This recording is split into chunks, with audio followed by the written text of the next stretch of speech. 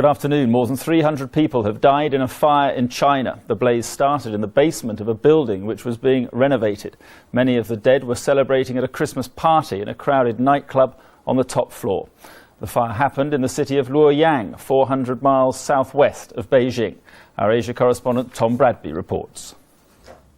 No one knows what started the fire in the Dongdu department store in central China, but it spread quickly, trapping hundreds of people. Construction workers had been busy on the second and third floors beneath a packed disco on the fourth. The dance hall had been staging a Christmas party. Firefighters rescued some of those trapped, but they were forced back by the heat of the blaze and had to watch as others appealed for help inside. Eyewitnesses saw some of those trapped jumping from the balconies in panic. More than 300 died in all, survivors taken to the city's 4th People's Hospital. Officials there said most of the victims had died of smoke inhalation. Provincial leaders went quickly to the scene, but if this follows the pattern of previous fires in China, local planning laws, or the lack of them, may be partly responsible. 6 years ago, more than 300 people, most of them children, died in a fire in a town in the far west. A month earlier, 233 died in the northeast. Bad building and corruption in the regions often appear to ensure fires have devastating consequences. Tom Bradby, ITN, China. Here, Railtrack has announced it's to recruit an extra 1,000 staff to try and get Britain's railway network up to scratch. The company has been working round the clock over the Christmas period, replacing rails and points as part of its massive repair programme. Here's Ben McCarthy. Inspecting some of the work that's been completed in the last 24 hours, the Transport Minister, Lord MacDonald, was out this morning meeting some of those involved. But the ballast in this track is basically solid. You just got to sort of top it up a bit. Yeah. And as 8,000 engineers continue working at about 60 sites around the country, making use of the railway's Christmas shutdown, it's been announced that Railtrack are to recruit 1,000 more staff to help keep the network running.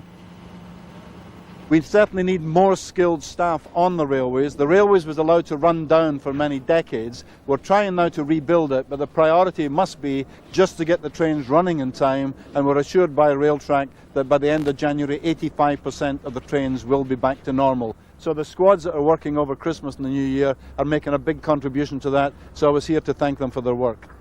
Even after these 2 days of intensive work on the railways, there's still more to be done. And Railtrack's hoping that by recruiting extra staff, they'll soon be able to get the network running normally again. Isn't this a little bit late? Shouldn't you have been doing this months ago? Well, the 1,000 that we've announced today is about the future. It's not to do with the recovery operation of getting the network back to normal, in the short term. That is about the longer term. Railtrack says it will start recruiting in the new year and wants to attract new graduates and former engineers who took early retirement. Ben McCarthy, ITN. Russia's Mission Control is struggling to re-establish contact with the unmanned Mir space station. Scientists are trying to restore radio signals and prevent a possible uncontrolled crash landing. The 140-ton station was due to be guided back down to Earth in February. 2 Britons imprisoned in the United Arab Emirates for drug smuggling returned home today. Head teacher Lynn Majakas and her friend Ian Bambling were sentenced to 4.5 years, but always maintained their innocence. The 2 were freed after receiving a pardon. Richard Slee reports. 2 days after being told she would be freed, Lynn Majakas is at last reunited with her family. With Ian Bambling, she just started a package holiday when both were arrested for possessing a small amount of cannabis. The drug was found in a camera case belonging to someone else. Lynn says she spent more than 2 years in prison for something she didn't do. And for most of that time, she was in a room with 147 other women. I don't want to leave any of them there. There's some lovely, lovely people there. But she said now wasn't the time to talk about the conditions she'd had to endure. No, I'm not going to go into that now. Another time, yes, I'll have to, but not now. I've just got away from it. Cuddling his niece Charlotte, Ian Bambling said this was a moment he'd been dreaming about.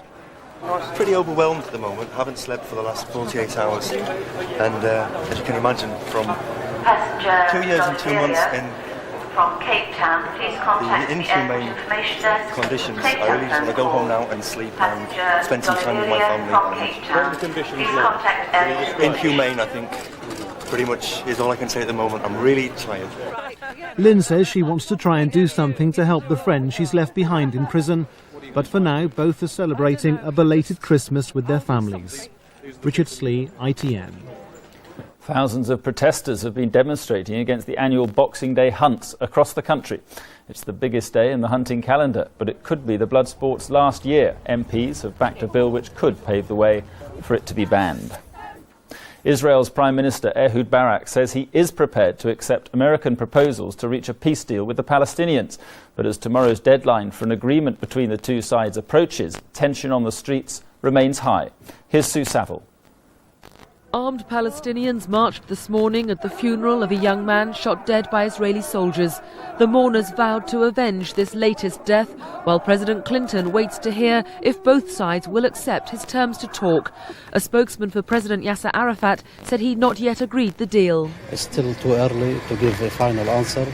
We are still in need of time. We are still in need of some clarifications concerning these ideas. The deal would mean Israel withdrawing from most of Arab East Jerusalem and Palestinians giving up demands for a right to return to land lost. But Israeli right-wingers fear Ehud Barak is making compromises because he wants to be re-elected. With a prime minister who's no longer the prime minister, who's facing elections, is willing to forego on all of the vital and important areas and not only our history, but the security of the future for the Jewish people in Israel. 13 weeks of violence have left 343 people dead, mostly Palestinians. There was renewed violence today near the city of Nablus. If both sides do agree to President Clinton's terms, the real negotiations to end more than 50 years of conflict will begin in earnest. Sue Saville, ITN. Football, there's plenty of Boxing Day action in the Premiership, 9 matches in all, and in the past hour 2 of them have kicked off. The latest scores: West Ham are 3-0 up against Charlton and Arsenal are beating Leicester 1-0. And the main news again, a fire in China has killed more than 300 people. The blaze started in a building in the city of Luoyang. That's it for now. We'll have a full roundup of the news and sport at 6:45. Bye-bye.